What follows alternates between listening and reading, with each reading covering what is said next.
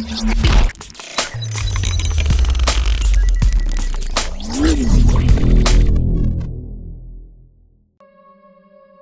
భారతి 19 సంవత్సరాల్లోనే హీరోయిన్ అయింది. అతి తక్కువ సమయంలో కుర్రాళ్ళ గుండెల్ని కుల్లగొట్టింది. ఆమె అందం, అదిరిపోయే యాక్టింగ్ ఇప్పటికీ ఆమె చేసిన సినిమాల్లో కళ్ళ ముందు మెదులుతూనే ఉంటుంది. దివ్య భారతి ఫిబ్రవరి 25న 1974లో జన్మించింది. తన సినీ ప్రస్థానాన్ని తెలుగు సినిమా అయిన బొబ్బిలి రాజాతో మొదలు పెట్టింది. 1992 మే 10న ఫిలిం ప్రొడ్యూసర్ అయిన సాజిద్ నద్వాల్ని పెళ్లి చేసుకుంది.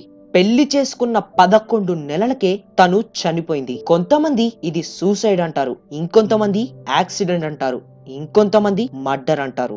కానీ నిజం ఎవ్వరికీ తెలీదు. ఇప్పుడు ఈ వీడియోలో ఏప్రిల్ 5, 1993 రాత్రి ఏం జరిగిందో చూద్దాం. దివ్య భారతి చెన్నైలో తన షూటింగ్ కంప్లీట్ చేసుకుంది. తను హైదరాబాద్ వెళ్లాల్సి ఉంది, కానీ తన అపార్ట్మెంట్ అమ్మడం కోసమని షూటింగ్ క్యాన్సిల్ చేసుకుంది.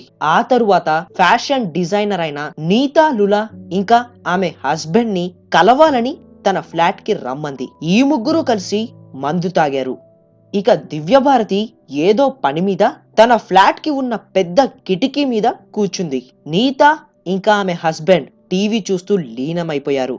దివ్య కూర్చున్న కిటికీకి గ్రిల్ లేదు. తను చాలా సేపు అక్కడే కూర్చుంది. తను అక్కడి నుంచి లేచే టైంలో బ్యాలెన్స్ అవుట్ అయి ఆ కిటికీ నుంచి బయటకు పడిపోయింది.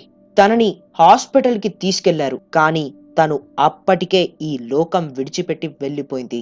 ఇది హత్య, ఆత్మహత్య అన్న విషయం ఇంకా మిస్టరీగానే మిగిలిపోయింది. కానీ పోలీస్ ఇన్వెస్టిగేషన్ లో ఈ కేస్ ఎప్పుడో క్లోజ్ అయిపోయింది. ఇది విషయం.